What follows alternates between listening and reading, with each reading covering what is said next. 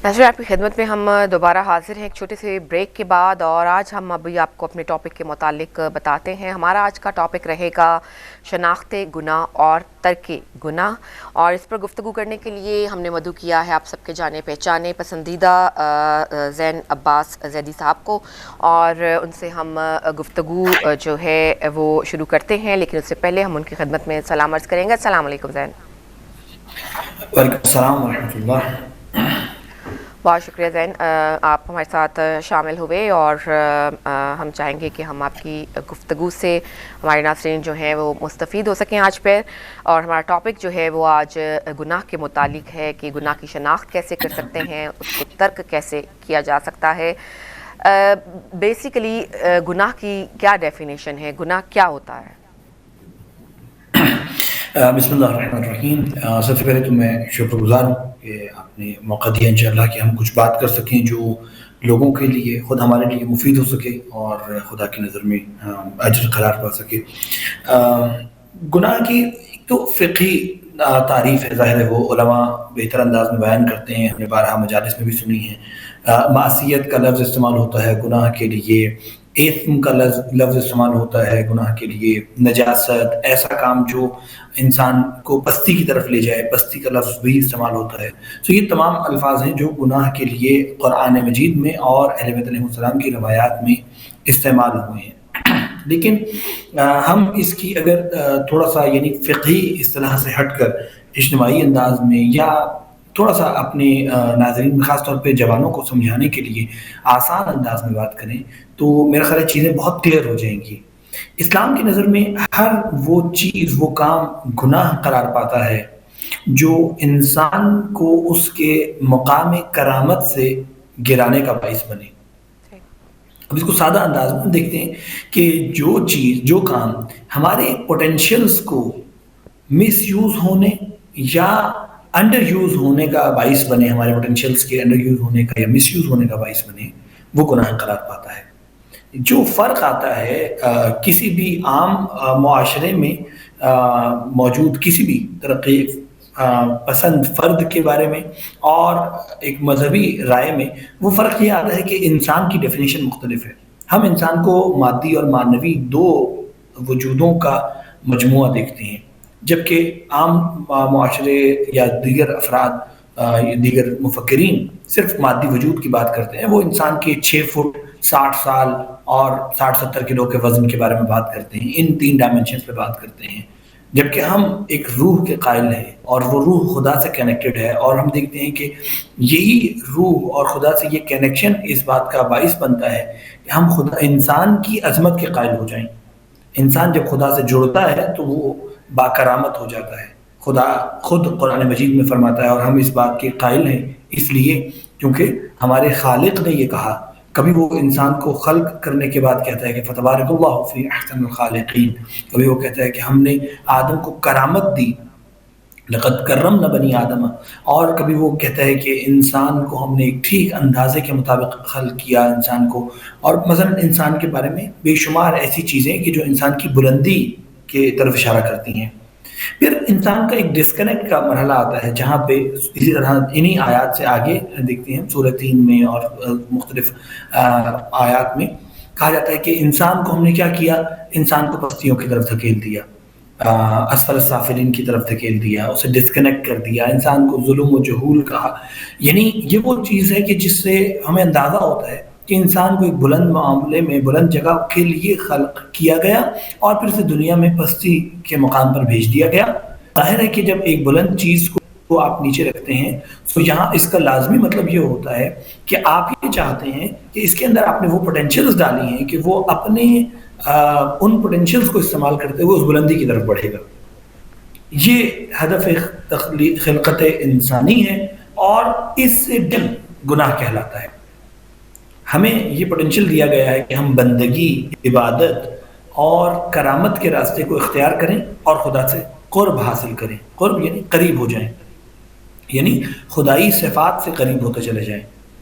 अब अगर हम इससे दूर हों तो ये गुनाह कहलाता है। दूर हों से मुराद यानी यहाँ ये भी एक बड़ा इंटरेस्टिंग फिनोमेना है, रिलेटिविटी में भी हम देखते हैं और अब तो मतलब साइंटिफिकली भी इसको समझा जा सकता है कि अगर दूर होने से मुराद ये کہ ہم رک جائیں، یعنی اس سفر کو طے نہ کریں، تو ہم اسی پستی میں رہ جائیں گے جس پستی میں ہم موجود ہیں.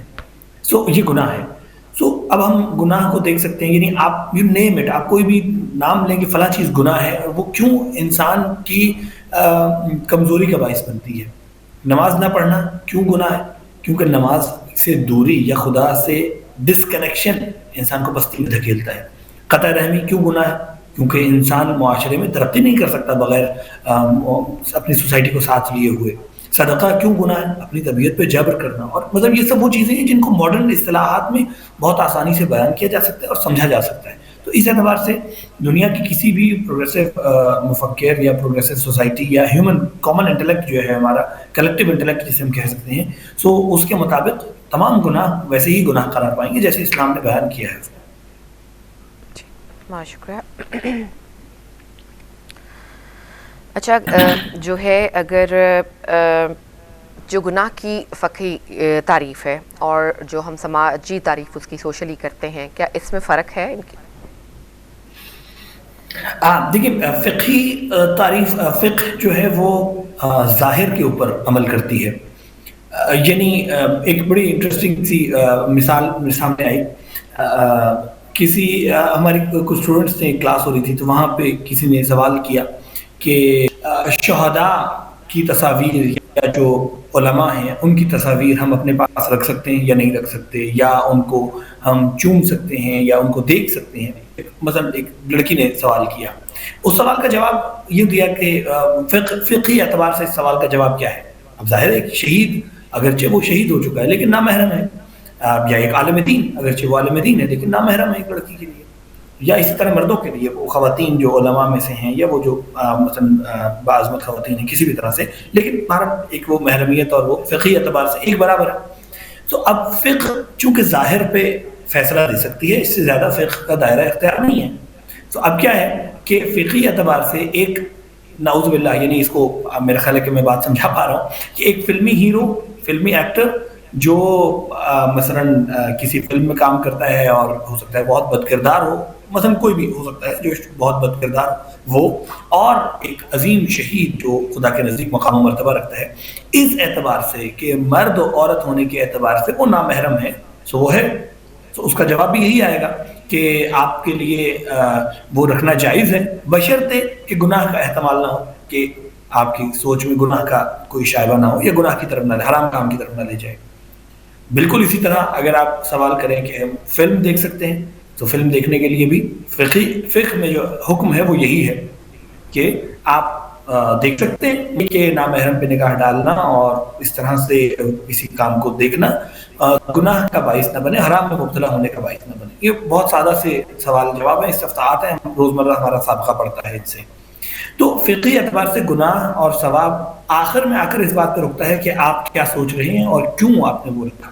اب جب کہ ان دونوں باتوں میں آسمان کا فرق ہے، یعنی ایک فلم دیکھنا یا کسی فلمی ہیرو کے بارے میں سوچنا یا فلمی ہیرو سے انٹریکشن افیلیشن پیدا کرنا بہت پستی کا کام بن سکتا ہے، اور اس کے برعکس ایک شہید یا ایک عالم یا ایک فقیر کی تصویر کو بوسہ دینا یا اس کو قریب رکھنا یا چومنا یا اس سے موٹیویشن لینا انسان کو کہاں سے کہاں لے جا سکتا ہے. لیکن فقہ کی نظر میں دونوں کے لیے جو معیار ہے، بیس لائن ہے، باٹم لائن ہے، وہ بالکل سیم ہے. سو فقہ یہاں پہ آ کر مثلا صرف آپ کے ظاہر کے اوپر آپ پہ چھوڑتی ہے کہ ہاں ٹھیک ہے اگر آپ کے لیے حرام کا باعث نہ ہو تو درست ہے، ورنہ نہیں. ہاں ٹھیک ہے کچھ بلیک اینڈ وائٹس بھی ہیں لیکن اس طرح کے بے شمار ایریاز ہیں جہاں پہ اس پہ ڈیپینڈ کرتا ہے. سو فقہی اعتبار سے گناہ کا معاملہ کیوں ہے؟ جب ہم اجتماعی طور پہ بات کرتے ہیں یا جب ہم دیکھتے ہیں عرفاء سے کسی بات کے بارے میں پوچھا جائے تو وہ تشخیص کرتے ہیں انسان کے باطن کے مطابق، اور وہ انسان کے باطن کو دیکھ کر تشخیص کر رہے ہوتے ہیں. وہاں پہ آ کر معاملہ ڈفرینٹ ہو جاتا ہے. تو ظاہر ہے کہ میں یہ نہیں کہہ رہا کہ فقہی اعتبار سے جو تعریف کی جاتی ہے وہ غلط ہے یا نامکمل ہے، لیکن ظاہر ہے کہ انسان کی لمیٹیشن ہے اور وہ یہیں تک بتایا جا سکتا ہے. جبکہ حقیقت میں اگر آپ تفصیل بہت غور کریں تو بہت سی ایسی چیزیں جو شاید فقہی اعتبار سے گناہ نہ ہوں، وہ معنوی اعتبار سے یا اخلاقی اعتبار سے گناہوں کا باعث بن جاتی ہیں. مثلا میں ایک جگہ پہ کام کرتا ہوں، یہاں کچھ پیسہ پڑا ہوا ہے اور میں اس کو پلان کرتا ہوں کہ میں اس پیسے کو چوری کر لوں. کیا میں نے گناہ کیا؟ نہیں، فقہی اعتبار سے کوئی گناہ نہیں ہے. جب تک میں وہ پیسہ چوری کر نہیں لیتا فقہی اعتبار سے گناہ نہیں ہے، لیکن اس کے برعکس معنوی اعتبار سے میں پستی کی طرف مائل ہو چکا ہوں اور میں اس پستی میں جاتا جا رہا ہوں. سو ہم فقہ پہ، یعنی فقہ جو ہے وہ ایک باٹم لائن کو صرف بچانے کے لیے آپ کو بیان کی جاتی ہے، جو ظاہر ہے کہ توضیح المسائل میں بیان کی جاتی ہے کہ اس سے نیچے نہیں جانا ورنہ جہنم ہے. لیکن ظاہر ہے کہ ہم صرف اس پہ ریلائی نہیں کر سکتے، اس سے اوپر اخلاق اسی لیے پڑھایا جاتا ہے، اس سے اوپر اسی لیے ہم باقی چیزیں پڑھتے ہیں، تبھی ہم درست طور پہ خدا کے نزدیک ہو سکتے ہیں یا اس راستے کا انتخاب کر سکتے ہیں.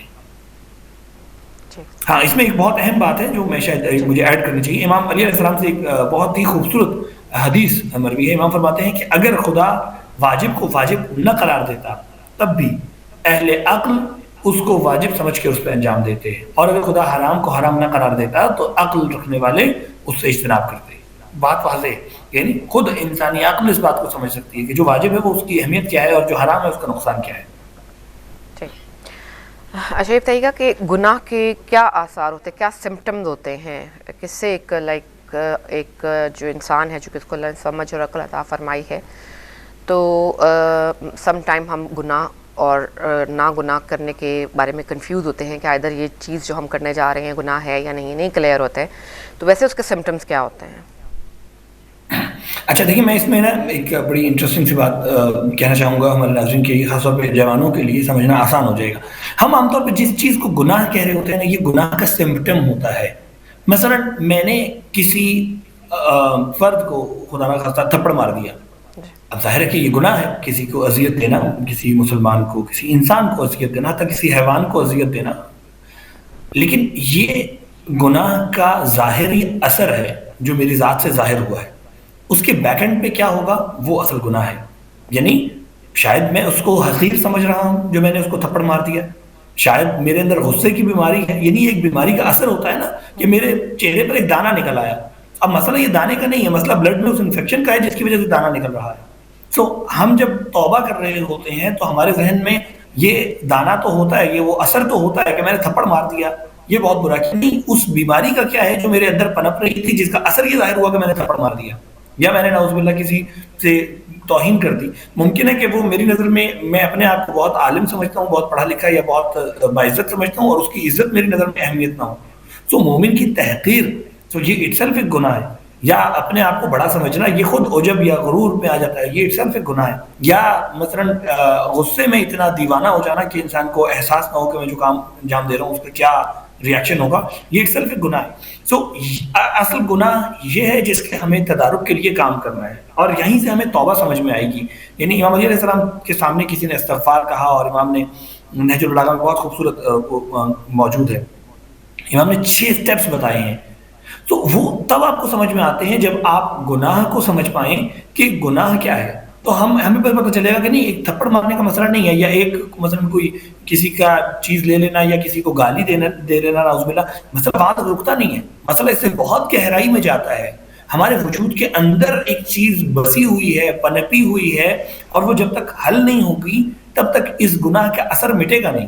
تو اگر ہم چاہتے ہیں کہ گناہ کا اثر مٹا دیں، اگر ہم چاہتے ہیں کہ اپنے وجود کو پاک کر لیں، توبہ کر لیں، یعنی استغفار کر لیں، یعنی اپنے استغفار کا جو لفظی مطلب ہے وہ ایک مثلا لباس کے پھٹ جانے کے بعد اس کو رفو کیا جاتا ہے، سیاہ اس طرح سے سیتے ہیں کہ وہ دوبارہ سادہ مطلب وہ لباس لگنے لگ جاتا ہے. تو وہ رفو کرنا یا توبہ کرنا یعنی پلٹ جانا خدا کی طرف، وہ تب ممکن ہوگا جب ہم اپنے آپ کو واقعی پھیریں گے.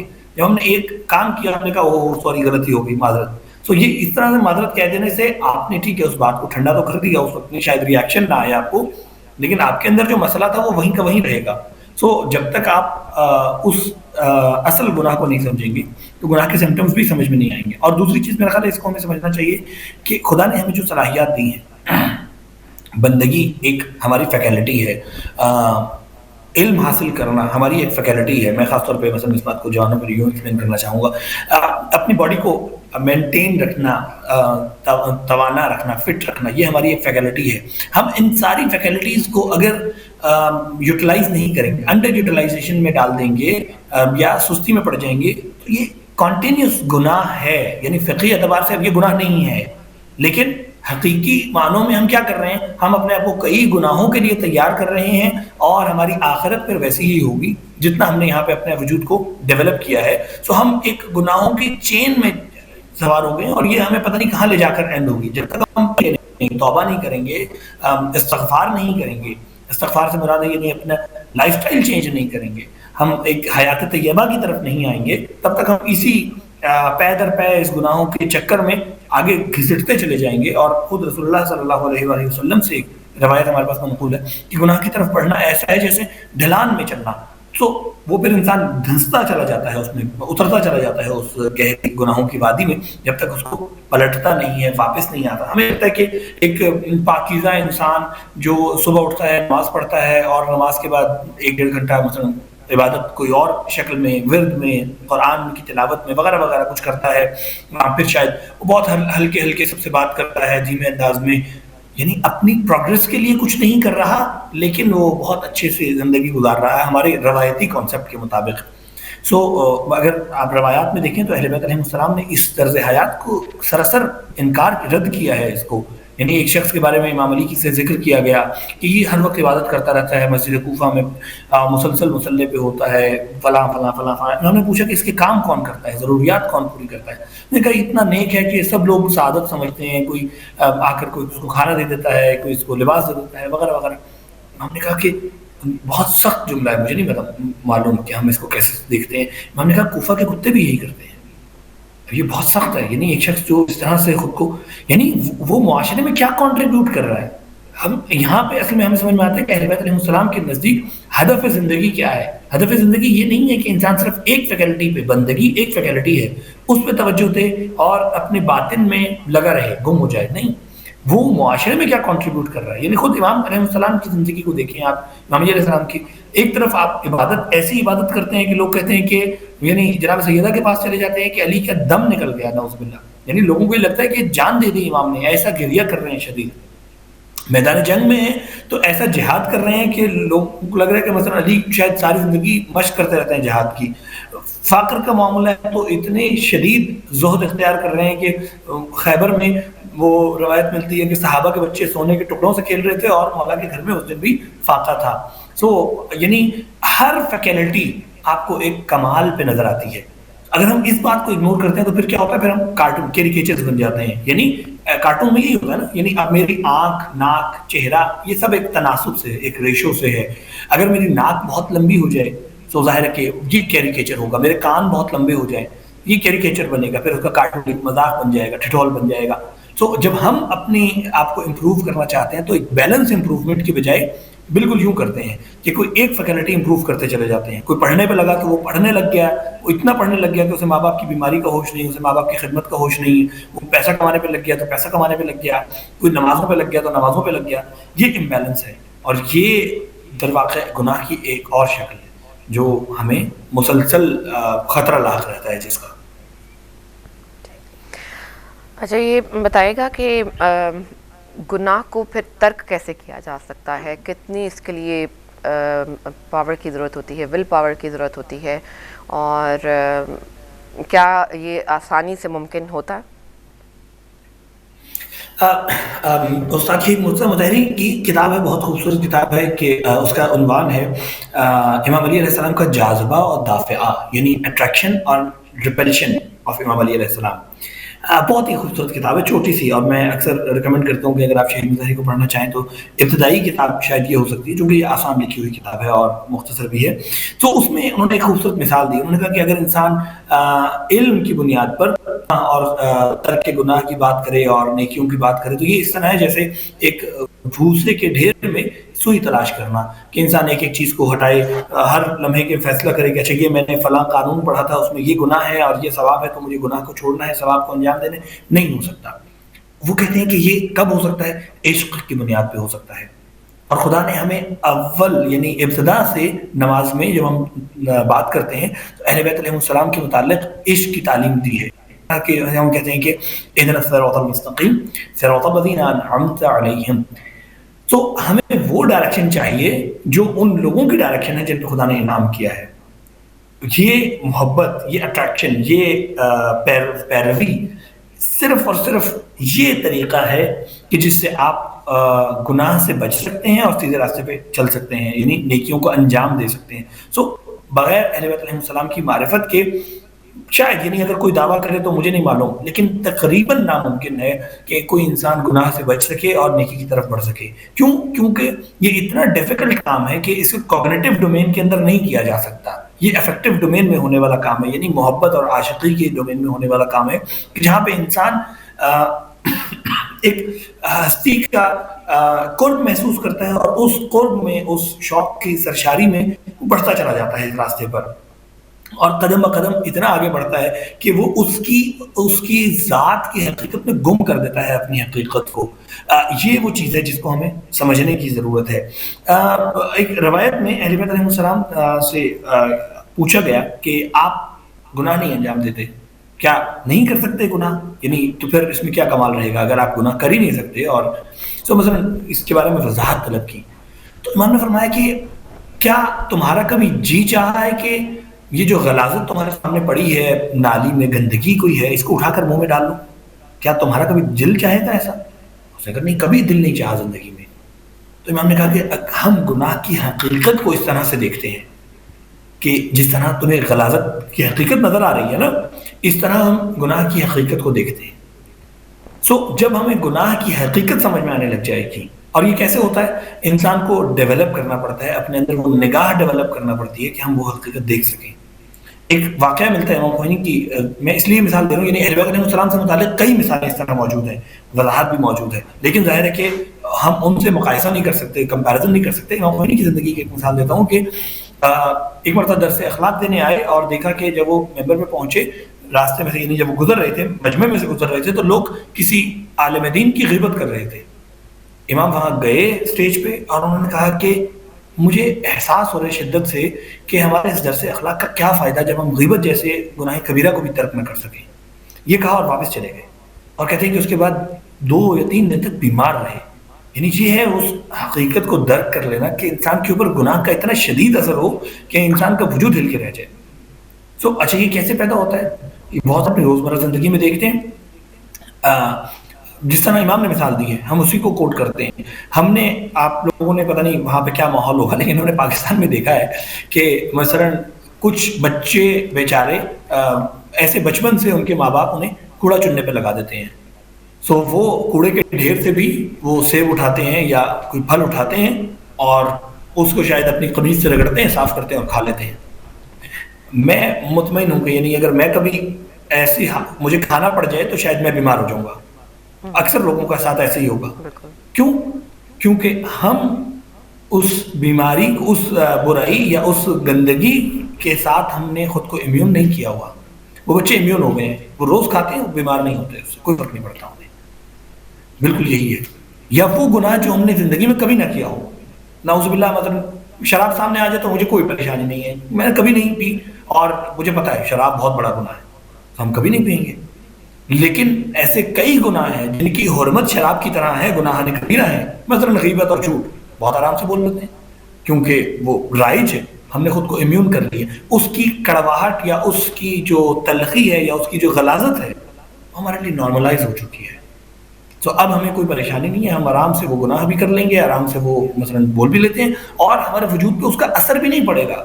حتیٰ یعنی اگر آپ نے کوئی چیز کھائی اور بعد میں آپ کو پتا چلا کہ اس میں ایک انگریڈینٹ حرام شامل تھا، آپ کو اپنے وجود میں عجیب سی بے چینی فیل ہونا شروع ہو جائے گی، پریشانی ہونا شروع ہو جائے گی، کیونکہ یہ وہ گناہ ہے جو آج تک آپ نے نہیں کیا.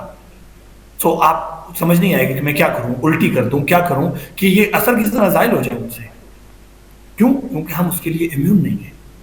لیکن دوسرا گناہ جو مثلا جھوٹ کی صورت میں ہے، مثلا غیبت کی صورت میں ہے، مثلا کسی کی تحقیر کی صورت میں ہے، مثلا کسی کی زیادتی کی صورت میں ہے، ہم اتنے امیون ہو چکے ہیں اس سے کہ ہمیں کوئی فرق نہیں پڑے گا. ہم نے بار بار وہ گناہ کرنا ہے تو مثلا اب تو کوئی اس کی غلاظت کا احساس نہیں ہو رہا. جبکہ وہی گناہ مثلا جس طرح امام خمینی کا واقعہ سنا اور کئی علماء کے واقعات ہیں اس طرح سے، تو وہ شاید اس ایک گناہ کے اثر سے بالکل مثلا وہ بالکل دور ہوں. اسی کتاب، ایک اور کتاب شیخ مطہری کی کتاب ہے توبہ کے نام سے، شاید توبہ کیسے کی جاتی ہے یا توبہ بہرحال اس کا عنوان ہے. اس میں انہوں نے اپنے استاد کا ذکر کیا کہ رات کو ہم بیٹھے اور بحث شروع ہوئی شعر و شاعری پہ، اور دیر تک ہم مثلا شاعری کو ڈسکس کرتے رہے، اور انہوں نے بھی اس میں بہت اوتھینٹک، چونکہ وہ صاحب علم تھے تو انہوں نے اشعار بھی سنائے اور شاعری پہ بات بھی کی اور حوالے بھی دیے وغیرہ وغیرہ. اور اس رات کو، چونکہ رات میں شاعری کرنا مکروہ ہے، یا شاید شب جمعہ تھی یا عمومی طور پہ بھی، سو اس کے بعد انہوں نے دیکھا کہ اگلے دن استاد جس 2 گھنٹے پہلے فجر سے اٹھتے تھے، تاخیر ہو گئی، 1 گھنٹہ پہلے اٹھ سکے، اس اپنے معمول وقت پہ نہیں اٹھ سکے، اور اٹھ کر وہ ایسے گریہ کر رہے تھے جس کے بارے میں شہید خود لکھتے ہیں کہ اگر ہم میں سے کوئی شاید شراب بھی پی لیتا تو ہم ایسے پشیمان نہ ہوتے. تو انہوں نے بڑی عجیب مثال دی. انہوں نے کہا جس طرح کوئی بال کسی سرفیس پہ ماری جاتی ہے اور وہ ریپیل کرتے واپس آتی ہے، سو یہ 2 چیزوں پہ ڈیپینڈ کرتا ہے. ایک تو خود وہ بال کتنی شدت سے ماری گئی ہے، دوسرا وہ سرفیس کیسی ہے.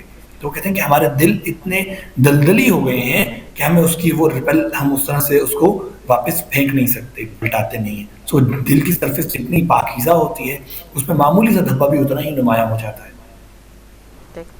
اچھا ذہن ایک بات ذہن میں آتی ہے کہ کیا گناہ کا احساس ہونا اور نہ ہونا جو ہے وہ ہماری ساری برین کی ایکٹیویٹی پہ ڈپینڈ کرتا ہے؟ فار ایگزامپل جو چیزیں ہم مسلمانوں کے لیے گناہ ہیں، چاہے ہم ان میں مبتلا بھی ہوں، لیکن ذہن کے کسی ایک کونے میں ہوتا ہے، ہمیں معلوم ہے کہ یہ چیز ہمارے لیے منع کر دی گئی ہے، اور انٹینشلی ان انٹینشلی ہم اس کے اگر کوئی ہمارے ساتھ کچھ برا ہوتا ہے، یا ہم اپنے دل کے اندر جو ہے وہ مایوسی محسوس کرتے ہیں، ڈپریشن محسوس کرتے ہیں، تو ہم تھوڑا سا سوچتے ہیں کہ شاید یہ ہمیں اس گناہ کی وجہ سے ہمارا دل مردہ ہو گیا ہے، یا جو ہے یہ ہمیں اس کے جو ہے وہ بیک فائر ہے. وہی گناہ جو ہیں وہ ہم دیکھتے ہیں کہ جو فار ایگزامپل اگر میں یہاں کی بات کروں، فورنیکیشن ہو گیا، شراب پینا ہو گیا، باقی سب چیزیں، بغیر شادی کے رہنا، بچے پیدا کرنا، یہ سب کچھ ان کے لیے ایک نارم ہے، اس کو کسی بھی صورت میں وہ گناہ نہیں سمجھتے. تو وہی چیز ان پہ افیکٹ کیوں نہیں کرتی؟ ہمیں سرٹن چیزیں ایسی لگتی ہیں کہ یہ ہماری چونکہ ہمیں سزا مل رہی ہے یا ہمیں اس کا یہ خمیازہ بھگتنا پڑ رہا ہے، لیکن وہ اس کو اس طرح سے ان کے ساتھ وہ ایسا نہیں ہو رہا ہوتا. تو اس کو کیسے ہم ڈفرینشیٹ کر سکتے ہیں؟ دیکھیے میں عرض کرتا ہوں، پہلے بھی بات ہوئی، شاید یہ اس بات کی زیادہ وضاحت ہے. البتہ میں اس کے فقہی اس میں نہیں جاؤں گا، اس کی پکڑ سے مجھے بہت ڈر لگتا ہے، ظاہر ہے علماء کا معاملہ ہے، لیکن میں اس کو علامتی انداز میں اس کو بیان کرتا ہوں. ہم نے پہلے بھی کہا تھا کہ جس چیز کو ہم گناہ کہہ رہے ہیں یہ گناہ کا اثر ہے. مثلا اگر کوئی شخص شراب پی رہا ہے، خدا نخواستہ، اس کے بیک اینڈ پہ کیا ہے؟ ایک مسلمان جب شراب پی رہا ہے تو اس کے بیک اینڈ پہ طغیانی ہے، یعنی وہ سرکشی ہے، کہتا نہیں مانتا میں، ٹھیک ہے ہو تو ہو، مطلب گناہ ہے تو ہے، کیا ہوا میں پیوں گا، یا اور کوئی مثلا اس طرح کی حرکت کرتا ہے. اچھا اس کے برعکس ایک شخص جو ایسے معاشرے میں پلا بڑا ہے جس میں شراب حرام نہیں ہے، بری نہیں سمجھی جاتی، اور وہ ایک معزز شخص ہے، وہ اچھائیوں کو انجام دیتا ہے، برائیوں سے بچنے کی کوشش کرتا ہے. اب وہ شراب پی رہا ہے، فقہی طور پہ یہ گناہ ہے، لیکن ابھی وہ اس گناہ کی اس سے آشنا نہیں ہوا ہے. یعنی اگر وہ شخص وہاں پہ مسلمان ہو جائے، یعنی ایک دن اس نے شراب پی اور پتہ نہیں بہت بہت برائیاں انجام دیں اس نے، اگلے دن وہ مسلمان ہو گیا، یعنی وہ پلٹ آیا خدا کی طرف، اس کے تمام گناہ معاف ہیں. کیوں معاف ہیں؟ کیونکہ اس کی جو اثر تھا، یعنی وہ اس گناہ کی وجہ کیا تھی، اس نے اپنے وجود کو خدا سے متوسل کر لیا. وجہ یہ تھی کہ وہ خدا کو مانتا ہی نہیں تھا. اب اس نے خدا کو مان لیا تو گناہ کا جو اصل جو گناہ تھا وہ یہ تھا، باقی سب گناہ کے اس کے آثار تھے، کہ وہ مثلا شراب پیتا ہے یا وہ اس چیز کو جائز سمجھتا ہے وغیرہ وغیرہ، تو یہ اس کے آثار تھے. ایک بات تو یہ ہے کہ وہ ڈیپینڈ کرتا ہے، یعنی کہ ہم ظاہر پہ جب دیکھتے ہیں نا، دیکھیں ہمارے یہاں کہا جاتا ہے سب سے بڑا گناہ کون سا ہے، ہم میں سے ہر ایک سے پوچھے نا تو ایک ان انٹینشنلی ہمارے سب کے ذہنوں میں یہ بات بیٹھی ہوئی ہے کہ وہ گناہ سب سے بڑا ہے جو میں انجام نہیں دیتا. مثلا ابھی ہم بات کر رہے ہیں تو ہم شراب کے بارے میں کہہ رہے ہیں بڑا گناہ ہے کیونکہ میں نے آج تک کبھی نہیں پی. اگر مجھے کہا جائے کہ جھوٹ کتنا بڑا گناہ ہے تو ہاں انسان بول لیتا ہے وغیرہ وغیرہ، ہمارے پاس اس کی کئی جسٹیفیکیشن ہوں گی. غیبت کتنا بڑا گناہ ہے، کیا کرے انسان مجبور ہوتا ہے وغیرہ وغیرہ وغیرہ. جبکہ قرآن کیا کہتا ہے، مثلا روایات کیا کہتے ہیں، اسلام کہتا ہے سب سے بڑا گناہ وہ ہے جسے ہلکا سمجھا جاتا ہے. اب آپ یہ دیکھیں کہ ہمارے اور اسلام کے کانسیپٹ آف سن میں کتنا فرق ہے. اسلام یہ کہتا ہے کہ جس کو تم ہلکا سمجھ کے کر رہے ہو یہ سب سے بڑا گناہ ہے، کیونکہ تم تو اس سے متوجہ ہی نہیں ہو، اور جس کو تم بڑا سمجھتے ہو شاید یہ تمہارے لیے اتنا بڑا مسئلہ نہیں ہے. اب جو آپ نے کہا اس خدا یعنی ہم اس کو کہتے ہیں کہ ڈیوائن ڈیزائن ہے، خدا کا ایک ڈیزائن ہے جو ہر انسان کو اس کے کمال تک لے جانا چاہتا ہے. اچھا میرے ساتھ کچھ برائی انجام ہو گئی، میں نے گناہ کیا اور اس کے نتیجے میں میرے ساتھ کچھ ہوا، وہ تھا یا نہیں تھا میرے ذہن میں تھا، خدا یہ چاہتا ہے کہ میں اسی بہانے سے پلٹا. اچھا ایک اور انسان ہے جو کوئی ایسی مثلا کسی چیز کا خیال نہیں رکھتا، ہو سکتا ہے اس کی زندگی پوری کی پوری بہت سکسیسفل گزر جائے اور مثلا وہ پلٹنے کا خیال نہیں کرتا، وہ شاید اس حد سے آگے نکل چکا ہے، مائٹ پاسبل، یا اس کی زندگی میں اس کی طرح کے مسائل آئیں گے. یہ بہت خوبصورت یعنی بہت لطیف سا نقطہ ہے. ہم میں سے ہر ایک کا پلٹنا، ہر ایک ہم میں سے خدا کے ساتھ انڈیویجول رابطے میں ہے، یہ کوئی کلیکٹیو چیز نہیں چل رہی ہے، یعنی کوئی پیپر کی گریڈنگ نہیں ہے کہ اس سوال کے 3 نمبر ہیں، سب کو 3 ملیں گے، جو نہیں کرے گا اس کو 1 ملے گا. نہیں، ہر ایک کا بالکل یونیک معاملہ ہے خدا کے ساتھ.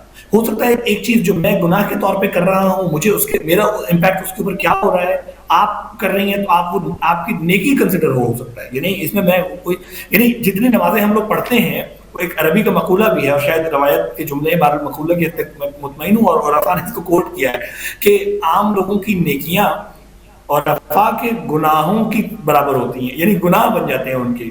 میں اس کو مثال یوں دیتا ہوں کہ جو نماز میں پڑھتا ہوں اتنی ہلکی نماز ہے کہ اگر مثلا کسی عارف کو ایک دن ایسی نماز پڑھ لے تو شاید وہ ساری زندگی اس ایک نماز پہ استغفار کرتا رہے کہ میں نے ایسی نماز پڑھی تھی، جس میں توجہ ہماری کہاں ہوتی ہے، وقت کہاں ہوتا ہے. سو یہ بالکل یونیک معاملہ ہے میرا اور خدا کا. اس کو ہم کبھی بھی کمپیئر نہیں کر سکتے کہ میں نے یہ کیا اس کا نتیجہ یہ نکلا، فلاں نے یہ کیا اس کا نتیجہ یہ نکلا. آپ جس جگہ پہ پیدا ہوئی، جس ماحول میں پلی بڑھی، جس حالات سے آپ گزری، جو آپ کے دل میں نیت تھی، ہم اس لیے کہتے ہیں کسی کو جج نہیں کر سکتے. ہم کبھی بھی اس معاملے میں جج نہیں کر سکتے کیونکہ میرا معاملہ 100% آپ سے مختلف ہوگا. میں کہاں پلا بڑھا، یعنی میں کہتا ہوں کہ آپ یہ دیکھیں کہ ایک شخص، یعنی میں ایک مسلمان گھرانے میں پیدا ہوا، ایک مثلا میرے ماں باپ نے کوشش کی میری تربیت کی، اب بھی میں اگر گناہ کروں تو میرے اوپر کتنا سخت گناہ ہے. جبکہ ایک فرد جو بیچارہ کبھی اسلام کا نام بھی نہیں سنا اور وہ تھوڑی سی کوشش کرتا ہے اور آگے بڑھتا ہے، اور شاید وہ پوری طرح مسلمان نہیں بھی ہو پاتا، لیکن وہ اس سوچ میں گزارتا ہے اپنی زندگی کہ کوئی نہ کوئی حق کا راستہ ہوگا، کوئی خدا ہوگا اور مجھے یہ کرنا چاہیے، یہ نہیں کرنا چاہیے. شاید اس کا مقام مجھ سے بہت بہتر ہو کیونکہ وہ آگے بڑھ رہا ہے اور میں جس جگہ پہ تھا میں وہیں کھڑا ہوں. تو یہ پروگریشن کے اوپر ڈیپینڈ کرتا ہے. یعنی اب مجھے نہیں پتا کہ اس کو فقہی اعتبار سے کتنا جسٹیفائی کیا جا سکتا ہے، لیکن آج تک جو میں سمجھا ہوں، میں نے علماء سے بھی ڈسکس کیا، تو ہم میں سے ہر ایک کا کمال وہ ہے جتنا ہم نے آگے سفر کیا ہے خدا کی طرف. اور ہمارے پاس رسول اللہ کی حدیث موجود ہے کہ جس شخص کے 2 دن ایک جیسے گزرے وہ ہلاکت میں ہے. یعنی میں اگر آج اور کل کے درمیان خود کو امپروو نہیں کر پاتا تو میں ہلاکت میں ہوں. ہماری پوری زندگیاں اس مقام پہ گزر جاتی ہیں جس میں ہم پروان چڑھے ہیں، جس میں ہم پیدا ہوئے ہیں. یعنی ہم کہتے ہیں ہمارے ماں باپ بھی یہی کرتے تھے، ہم بھی یہی کرتے ہیں. نہیں، یہ ڈیزائنڈ نہیں ہے. آپ کو یہ نہیں کرنا تھا، آپ کو اس سے آگے بڑھنا تھا، وہ ہم نہیں بڑھتے ہیں. اور اس کے برعکس کئی غیر مسلم ہیں جو بڑی گناہ کی زندگی گزارتے ہیں لیکن وہ آگے بڑھنے کی اسٹرگل میں ہیں. وہ ہو سکتا ہے کہ مثلا بہت زیادہ غلطیاں کرتا تھا اور آخر تک آ کر وہ صرف خدا کے وجود کا قائل ہو جائے، بس شاید طور پر کلمہ پڑھ لے بس، تو بھی اس کا مقام بہت بلند ہے کیونکہ خدا کا جو سسٹم ہے وہ عدل پہ ڈیزائنڈ ہے. وہ انصاف یعنی سارے کے لیے برابری نہیں ہے بلکہ ہر ایک کے ساتھ اس کے لیول کا معاملہ ہے. تو میرا خیال ہے یہ اس کو یوں سمجھا جا سکتا ہے بات. بالکل. اچھا، ایک ایتھیسٹ کے پوائنٹ آف ویو سے اگر ہم دیکھیں کہ جس کو کسی خدا پر جو یقین نہیں رکھتا، اور کیا ڈیوائن اور نیچر جو ہے وہ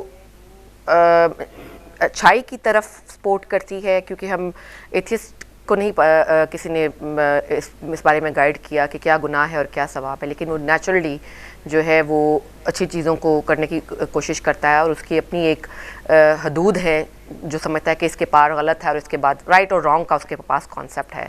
تو اس کا مطلب ہے کہ کیا نیچر جو ہے، قدرت جو ہے، وہ انسان کو اس چیز پہ نیچرلی سپورٹ کرتی ہے؟ دیکھیں، اس کے 2 انداز ہیں نیچر کو جب ہم بات کرتے ہیں بغیر کسی ڈیوائن رول کے. جب ہم بات کرتے ہیں، ایک طریقہ یہ ہے کہ میں سب کو اپنے جیسا سمجھتا ہوں. اپنے جیسا سمجھتا ہوں، مراد یہ کہ میں سب کے احترام کا قائل ہوں. یعنی میں اس لیے جھوٹ نہیں بولوں گا کیونکہ میں نہیں چاہتا کہ مجھ سے کوئی جھوٹ بولے. میں نہیں چاہتا کہ میرے چہرے پہ مثلا یہاں کوئی داغ لگا ہوا ہے تو جیسے ہی میں کسی محفل سے اٹھوں میرے بارے میں لوگ کہنا شروع کہ اس کے چہرے پہ داغ لگا ہوا تھا، یا اس کی داڑھی ٹھیک نہیں تھی، یا فلاں تھا فلاں تھا. میں کسی کی غیبت کیوں کروں؟ نہیں کروں گا کیونکہ میں نہیں چاہتا کہ کوئی میری غیبت کرے. یہاں سے آ کے رولز بننا شروع ہوتے ہیں. اٹس ناٹ کمپلسری کہ ہر رول اسی طرح سیٹسفائی بھی ہو. یعنی سیٹسفائی سے مراد ہے کہ اگر میں واقعی کسی کی غیبت نہ کروں تو ضروری نہیں کہ کوئی میری غیبت بھی نہ کرے. لیکن آئیڈیلی رول یہ بنے گا کہ دیکھو میں نہیں چاہتا کہ میں کسی سے جھوٹ بولوں، میں نہیں چاہتا کہ میں کسی کا مال اٹھا لوں بغیر پوچھے. تو میں نہیں چاہوں گا کہ کوئی میرا مال اٹھائے، اس لیے مجھے بھی چوری نہیں کرنی چاہیے. This is how the society runs. ٹھیک ہے. لیکن اس کا دوسرا طریقہ یہ ہے کہ میرے پاس جو پاور ہے میں اس کو ایکسپلائٹ کروں گا. اگر کسی کے پاس طاقت ہے تو مجھ سے چھین لے. یہ طغیانی ہے. پہلا والا معاملہ تھا وہ عدالت کا معاملہ تھا. اسی طرح مطلب اسلام سے پہلے بھی اس طرح سے اصول چل رہے تھے. یعنی عرب حالانکہ جن کو جاہل کہا جاتا تھا وہ بھی مثلا انہوں نے جنگوں کے لیے بھی کچھ اصول بنا رکھے تھے جو کہتے تھے کہ مثلا اگر جنگ بھی ہو جائے تو مثلا عورتوں اور بچوں کو امان حاصل ہوگی، فلاں مہینے جو ہیں وہ حرام مہینے ہیں ان میں جنگ نہیں ہوگی، کعبہ جو ہے وہ حرام ہے اس میں جنگ نہیں ہوگی، وغیرہ وغیرہ. تو دوسرا طریقہ یہ جو بعد میں آ کر یورپ نے اڈاپٹ کیا. ٹھیک ہے، جس کے پاس طاقت ہے وہ کرتا جائے، جو کرنا چاہے کر لے. تمام ہیومن رائٹس جو ہیں وہ اس پہلے اصول کی بنیاد پہ بنے ہیں. یعنی ہم میں سے کوئی نہیں چاہتا کہ اگر جنگ ہو تو ہمیں بھوکا رکھا جائے یا ہمیں ہمارے غذائی امداد روک لی جائے، وغیرہ وغیرہ وغیرہ. سو جنیوا کنونشن اس لیے بنا کہ جو جنگیں ہو رہی تھیں اس میں جو انجام ہو رہا تھا لوگوں کا، تو ہم نے کہا نہیں، کچھ بیسک ہیومن رائٹس بنانے چاہیے جس کو سب مان لیں. مانتے ہیں نہیں مانتے یہ الگ بات ہے. سو خود انسان فطری طور پہ اس بات کا پابند ہے، مگر یہ کہ اسے کتنے اخلاص سے لوگوں کو اہمیت دیتا ہے، لوگوں کو اپنے برابر سمجھتا ہے یا نہیں سمجھتا. یا وہ خیانت کرتا ہے اور چاہتا ہے کہ صرف میرے لیے ہوں، اور یا میں ایسے رولز میں وہ کر دوں کہ ہمارے پاس ویٹو پاور آ جائے اور باقی لوگ جائیں جو مرضی کرتے ہیں ان کے ساتھ جو ہوتا ہے ہوتا رہے. سو یہ ڈیپینڈ کرتا ہے. ورنہ نیچر جو ہے وہ دوسرا مسئلہ یہ ہے کہ اسلام ایک چیز کو پہلے سے بتا رہا ہے، ڈیوائن رول کے تحت آپ کو بتا دیا. مثلا اسلام نے جو مثلا بچوں کے معاملے میں یا حرام اور حلال کے معاملے میں اسلام کی جو پالیسی ہے وہ یہ ہے کہ آپ اوائڈ کریں. مثلا بچوں کے سامنے ذکر نہ کریں مثلا بہت سارے بڑی چیزوں کا جو بلوغت کے بعد ان کو درپیش ہے. ویسٹ کہتا ہے نہیں نہیں ہم ایجوکیشن دیں گے، ایجوکیٹ کریں گے، اویئر کریں گے، فلاں کریں گے فلاں کریں گے.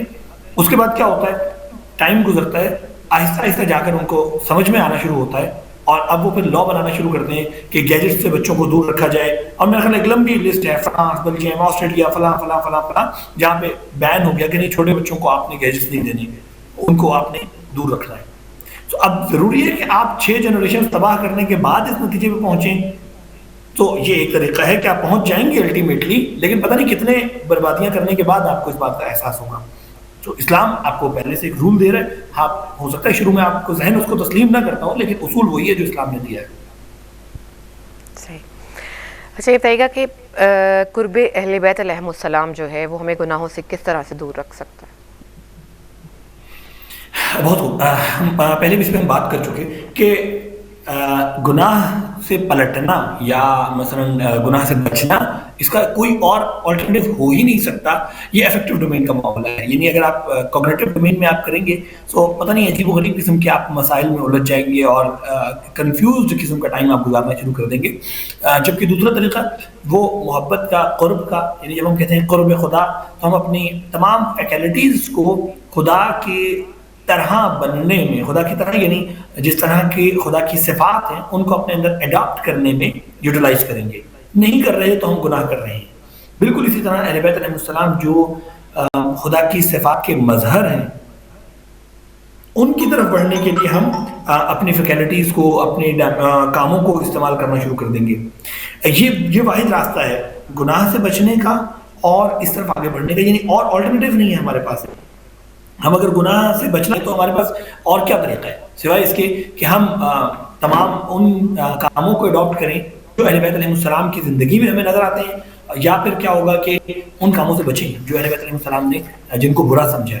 اور محبت ہمیں اس پیراہن میں باندھ کے رکھے گی کہ ہم اس سے نیچے نہ جانا چاہیں. یعنی آپ دیکھتے ہیں کہ 2 لوگوں کا جھگڑا ہو جاتا ہے مثلا اور دونوں بہت شدید غصے میں ہیں وغیرہ وغیرہ، لیکن ایک شخص جو ہے وہ کربلا کی مصائب سے کچھ نہ کچھ اٹیچڈ ہے، تو وہ کبھی بھی ان چیزوں کی طرف نہیں جائے گا جو یزید سے ایسوسیٹڈ ہے.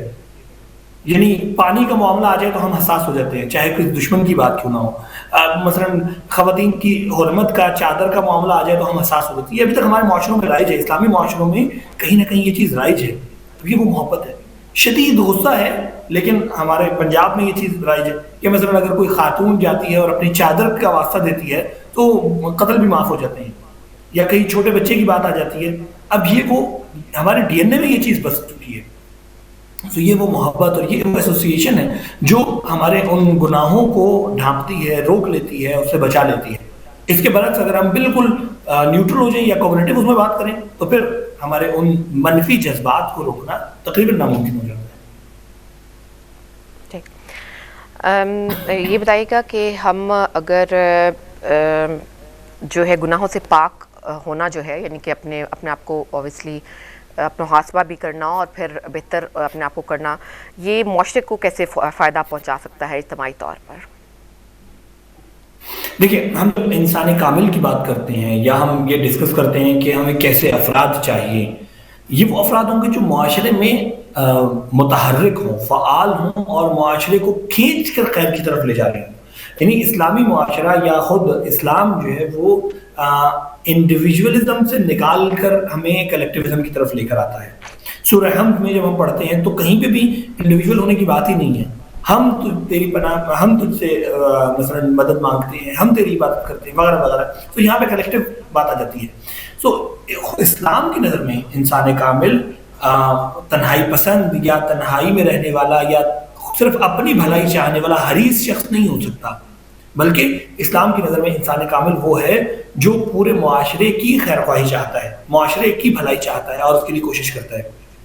سو آٹومیٹیکلی ہم دیکھیں گے یعنی اسلامی لحاظ سے جو شخص پاکیزہ ہوگا، جو گناہوں سے پاک ہوگا، وہ آٹومیٹیکلی پورے معاشرے کے لیے خیر بانٹنے والا شخص ہوگا اور اس کا مقام بڑھتا چلا جائے گا. جتنا اس کی خیر میں اضافہ ہوگا، گناہوں سے بچنے میں اضافہ ہوگا، وہ اتنا معاشرے کے لیے مفید تر ہوتا چلا جائے گا. دوسرا پہلو آپ کا اسلامی حکومت کا ہے، عدالت کا پہلو ہے کہ جب معاشرے میں فردی سطح پہ عدالت پھیلنا شروع ہوگی تو وہ یہ سارا اجتماع لازمی طور پر حکومت کو مجبور کرے گا یا حکومت وہ قائم کرے گا عدالت خواہ ہوگی. ہمارے پاس سب سے اچھی مثال اس کی جناب سیدہ سلام اللہ علیہ کی خطبے میں آتی ہے کہ آپ گئی ہیں دربار میں حکومت عدالت کا مطالبہ کرنے، اس چیز کا مطالبہ کرنے کہ جو حکومتی سطح پر عدالت سے آپ کو محروم کیا گیا ہے، اور آپ نے انڈیویجول مسائل کی طرف اشارہ کیا کہ دیکھو تم نے خدا کو بھلا دیا، تم نے فلاں کام انجام دیا، تم نے فلاں انجام دیا، فلاں انجام دیا، فلاں انجام دیا. اس کا نتیجہ یہ نکل رہا ہے کہ تم عدل کی حکومت نہیں چاہتے ہو بلکہ ایک باطل پہ راضی ہو گئے ہو.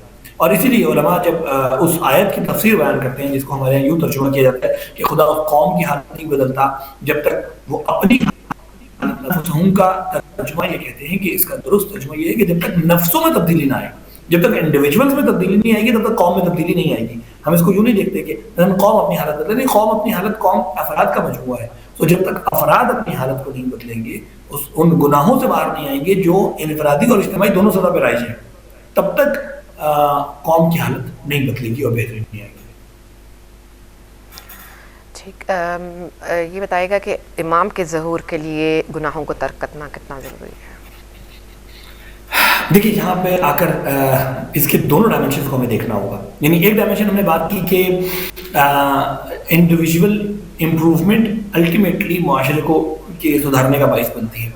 دوسری ڈائمنشن یہ ہے جو میں عرض کر رہا تھا کہ اپنی پوٹینشیلز کو مس یوز کرنا یا انڈر یوٹیلائزیشن کا شکار رہنے دینا یہ گناہ بنتا ہے. اگر ہم اپنی پوٹینشیلز کو بہترین انداز میں استعمال کریں تو لازمی طور پر دنیا کا اقتدار، دنیا کی پاور پاکیزہ افراد کے ہاتھ میں آئیں گی. یہ وہ پوائنٹ ہے جہاں سے آ کر ظہور امام یا مثلا حکومت امام کا راستہ نکلتا ہے. مثلا ایک فرد جو یعنی میتھمیٹکس میں کوئی ریسرچ ہو رہی ہے اور وہ ایسا فرد کر رہا ہے جو خائن ہے، جو جس کا ذہن جو ہے وہ کرپشن چاہتا ہے، دنیا کی تباہی چاہتا ہے یا سرمایہ چاہتا ہے، تو وہ اس کو لازمی طور پر نقصان میں استعمال کرے گا. اس کے برعکس وہ ریسرچ یا وہ کام یا وہ اقتدار یا وہ قدرت ایسے افراد حاصل کریں جو پاکیزہ ہیں، معاشرے کی فلاح چاہتے ہیں. سو ہمارے پاس آپ نے کئی ایسی مثالیں ہیں کہ جنہوں نے ساری زندگی اپنے کاموں کو پیٹنٹ نہیں کروایا کہ ان کے نام پہ کوئی سرمایہ نہ بنائے، انہوں نے فلاح عام کے لیے ان کو لوگوں کو دے دیا، انسانیت کی خدمت میں دے دیا. پینسلین کی مثال ہے اور کئی اس طرح کی مثالیں موجود ہیں. جبکہ اگر کسی خائن کے ہاتھ میں کوئی ٹیکنالوجی جائے گی تو وہ کیا کرے گا؟ وہ اس کو بلیک میلنگ کے لیے استعمال کرے گا. اس وقت میرا خیال ہے بہت اچھی مثال ہے، اور پتہ نہیں کسی ہمارے ناظرین میں سے کسی کو برا لگے، سو میں کچھ کر نہیں سکتا. ایلون مسک کیا کر رہا ہے؟ یعنی وہ ٹیکنالوجی ڈیولپ کرتا ہے اور پھر اس کے سیاسی مقاصد کے لیے استعمال کرتا ہے. کبھی سرمایہ کے لیے، کبھی ٹرمپ کو بیچتا ہے، کبھی فلاح کے لیے استعمال کرتا ہے، کبھی کہتا ہے میں یوکرین کو وہ دے دوں گا اپنی اسٹار لنک کی انٹرنیٹ کا فلاں جگہ پہ بند کر دوں گا، فلاں جگہ پہ کھول دوں گا. 100% بلیک میلنگ کے لیے استعمال کر رہا ہے، وہ اپنے پروپیگنڈا مشین کو یوز کر رہا ہے. تو جب پاکیزہ افراد اپنی پوٹینشیل کو بہترین انداز میں یوٹیلائز کریں گے، خود یہی ظہور کا ماڈل ہے کہ قدرت جو ہے وہ پاکیزہ افراد کے ہاتھ میں ہونی چاہیے. یعنی آج میں جوانوں کو یہ گزارش کرتا ہوں کہ آپ دیکھیں آپ کا مقابلہ کن افراد سے ہے؟ ان افراد سے جو اپنی پوٹینشیل کو یوز کر رہے ہیں، نیگیٹو سائڈ پہ یوز کر رہے ہیں. امام کے ظہور کے لیے ضروری ہے کہ وہ پوٹینشیلز پازیٹیو افراد کے ہاتھ میں ہوں، پازیٹیو سائڈ پہ یوز ہوں. مثلا ہمارا یہاں پہ ایک بیٹھا ہوا جوان جو مثلا انجینئر بن رہا ہے، اس کا مقابلہ اپنی کلاس سے نہیں ہے، اس کا مقابلہ اپنے ملک کے لوگوں سے نہیں ہے، اس کا مقابلہ کس سے ہے؟ وہ انجینئر جو امریکہ میں بیٹھ کر F-35 بنا رہے ہیں اور پتہ نہیں جدید سیٹلائٹس بنا رہے ہیں اور کیا کر رہے ہیں. کیوں؟ کیونکہ وہ چاہتے ہیں کہ ظہور کو مؤخر کیا جائے. انہیں بھی معلوم ہے کہ مثلا یہ ایک سسٹم ہے جو جس کے تحت ظہور ہونا ہے اور الٹیمیٹلی ہمیں مقابلہ کرنا ہے. اور اس طرف بیٹھے ہوئے انجینئرس کو ان سے تیز کام کرنا ہوگا تاکہ ان کی کوششوں کو پیچھے چھوڑتے ہوئے ظہور کی آمادگی کے لیے اور ظہور کی زمینہ سازی کے لیے وہ ٹیکنالوجیز ڈیولپ کر سکیں جس سے پاکیزہ افراد کا، انسانیت کا دفاع ہو سکے. تبھی ہم اس قابل ہو سکیں گے اپنے امام کا دفاع کر سکیں. ٹھیک، بس 2-3 منٹ ہمارے پاس رہ گئے ہیں. ایک آخری سوال آپ سے یہ کرنا چاہوں گی کہ کس طرح سے کون سی ایسے لائک روٹین ہماری ہونی چاہیے، کیا ایسے چیزیں ہم اپنی زندگی میں، روزمرہ کی زندگی میں ایڈ کر سکتے ہیں، کون سے ایسے ایکشنز، کون سے ایسے تھاٹس کہ جن سے ہم اپنے آپ کو اوپر چیک اینڈ بیلنس کا جو ہے وہ رول اپلائی کرتے رہیں دن بھر؟ درست. میرا خیال ہے ہمارے پاس بہترین روایات میں سارے آثار موجود ہیں. مثلا ہمیں کہا گیا کہ ابتدا سے آخر تک علم حاصل کرتے رہیں. تو اس کا مطلب ہے کہ ہمیں روزانہ اپنے علم میں اضافہ کرنا ہے. اچھا، علم میں اضافہ کرنا آٹومیٹیکلی ہمارے محاسبے کو سخت کرتا جائے گا. پھر امام کی حدیث ہے، امام جعفر صادق علیہ السلام کی، وہ ہم میں سے نہیں جو اپنا محاسبہ نہ کرے. محاسبے سے کیا مراد ہے؟ یعنی اپنے آپ کے اوپر رقابت نہ کرے، یا جو آپ نے لفظ استعمال کیا چیک اینڈ بیلنس نہ رکھیں اپنے اوپر. اب کیا ہوگا کہ آج کے دن مجھے نہیں معلوم تھا کہ یہ فلاں چیز گناہ ہے، صحیح، آج مجھے معلوم ہو گیا چونکہ میں علم حاصل کر رہا ہوں ریگولر. اب یہی محاسبہ جو میں روز کرتا ہوں یہ ٹف ہوتا چلا جائے گا. سو مثلا آٹومیٹیکلی میں اپنی زندگی میں امپروومنٹ کی طرف بڑھتا چلا جاؤں گا. یا یہی جو حدیث ہم نے پہلے ذکر کی رسول اللہ سے بھی مروی ہے، امام علی علیہ السلام سے بھی مروی ہے کہ جس کے 2 دن ایک جیسے ہوئے وہ ہلاک ہو گیا. سو اگر ہم ٹائم کے ساتھ ساتھ دوڑ نہیں رہے، یعنی ٹائم کے گزرنے کے ساتھ ساتھ اپنی امپروومنٹ کے لیے کام نہیں کر رہے، تو الٹیمیٹلی کیا کر رہے ہیں؟ ہم آٹومیٹیکلی ڈکلائن کر رہے ہیں. سو خود ہم اپنے آپ کو پیچھے پھینکتے چلے جا رہے ہیں. سو کیا ہو رہا ہے؟ یعنی ہم یہ بھی ایک محاسبے کا ایک وہ ہے کہ ہمیں ایکسلریٹ کرنا ہے، آگے بڑھنا ہے. صرف اسی ویلوسٹی پہ آگے چلتے نہیں جانا، بلکہ اپنی اسپیڈ کو بھی بڑھانا ہے، اپنے مطلب مقام کو بھی بڑھانا ہے، اپنے اعمال کو بھی بہتر کرنا ہے. سو انسان کو اپنی تمام ڈائمینشنز کے بارے میں حساس بھی ہونا چاہیے، اس کا محاسبہ بھی کرنا چاہیے. مثلا میری نماز کیا کل کی نماز سے بہتر ہے؟ کیا میں نے علم حاصل کیا ہے آج کے دن، یا آج کے دن میں نے کچھ امپروو کیا ہوں، بندگی میں امپروو کیا ہوں، میں خدا کی بندگی میں کوئی ایسا عمل انجام دیا ہے؟ یعنی کل مجھے بہت غصہ آیا تھا، میں بھول گیا تھا اس بات کو، تو آج میں نے کیا غصہ آنے کے مقام پر اپنے آپ کو قابو کیا؟ یا مثلا کل مجھے فلاں شخص سے بہت نفرت محسوس ہو رہی تھی اور میں نے خود کو کنٹرول نہیں کیا، آج میں نے کیا. سو میرا خیال ہے کہ ہمارے پاس بہت کلیئر روایات موجود ہیں، ہمارے پاس بہت کلیئر انسٹرکشنز موجود ہیں. اب ڈیپینڈ کرتا ہے کہ ہم اس پاکیزگی کے مرحلے میں داخل ہونا چاہتے ہیں، بندگی کے مرحلے میں، آگے بڑھنے کے مرحلے میں داخل ہونا چاہتے ہیں، یا اسٹیگننٹ کرنا چاہتے ہیں کہ ٹھیک ہے نظر انداز کرتے ہیں، محرم آئے گا تو میلاد سنیں گے، میلاد آئے گا تو جشن سنیں گے، اینڈ دیٹس اٹ. علیہ السلام کا قرب اس وقت تک حاصل نہیں ہو سکتا جب تک ہم ان کی پیچھے اتباع نہ کریں. انہیں مفروض من تعاق قرار دیا گیا ہے، نہ صرف یہ کہ ہم ان کو ایڈمائر کریں، مطلب ان کی تعریف کریں، یہ ہمیں اس وقت اس کا لطف آئے گا، یا اس وقت ہم ان کی طرف سے بھی نظر کرم کو محسوس کریں گے جب ہم ان کے قریب ہونا شروع ہو جائیں گے، اور جب ہم ان کی مثلا فالوشپ میں آگے بڑھیں گے انشاءاللہ. سو بہرحال خدا سے دعا ہے کہ ان باتوں میں خدا خود مجھے اور ہم سب کو عمل کی توفیق عطا فرمائے، اور انشاءاللہ ہمارے سننے والے اس کو بہتر انداز میں اس پہ غور و فکر کر سکیں گے اور سمجھ سکیں گے. بہت بہت شکریہ زین آپ کا، ہمیشہ کی طرح بہت ہی بہترین گفتگو تھی، انفارمیٹیو اور میرا خیال ہے کہ پروڈکٹیو گفتگو تھی آپ کی، اپنے فرمائی. بہت بہت شکریہ آپ کا، اللہ تعالیٰ آپ کی توفیقات میں مزید اضافہ فرمائے. جزاک اللہ خیر، بہت شکریہ آپ کا. جزاک اللہ خیر، بہت شکریہ. جی ناظرین، ہمارا آج کا ٹاپک تھا گناہ کے متعلق، کس طرح اس کو ترک کیا جا سکتا ہے، گناہ کی شناخت کس طرح کی جا سکتی ہے، وہ کنفیوژن کیسے دور کی جا سکتی ہے کہ ہم جو کام کر رہے ہیں، ہم جو زندگی گزار رہے ہیں، ان میں گناہوں کو کیسے باہر نکالا جا سکتا ہے، کیسے فلٹر کیا جا سکتا ہے. اور اس پر ہمارے مہمان زین عباس زیدی صاحب، جن سے ہمیشہ ہی گفتگو کرنے کا بہت مزہ آتا ہے، بہت کچھ سیکھنے کو ملتا ہے، بہت کچھ جاننے کو ملتا ہے، اور بہت سارے وہ ایسے ان آنسرڈ کویسچنز جو ذہنوں میں ہوتے ہیں وہ بھی ہم ان سے کر لیتے ہیں. ناظرین، ان کا بھی شکریہ ادا کریں گے، اور ساتھ ساتھ ہم آپ کا بھی شکریہ ادا کریں گے کہ آپ بھی ہمارے ساتھ رہے. اب پروگرام کا وقت جو ہے وہ ختم ہو رہا ہے اور ہمیں آپ سے اجازت لینا ہوگی، اور آپ کے ہم بہت شکر گزار ہیں. ہم بھی اپنی دعاؤں میں یاد رکھے گا. انشاءاللہ میری اور آپ کی ملاقات جو ہے وہ اگلے پروگرام میں ہوگی. اپنا بہت سا خیال رکھیے گا اور مجھے اجازت دیجیے. السلام علیکم ورحمۃ اللہ وبرکاتہ.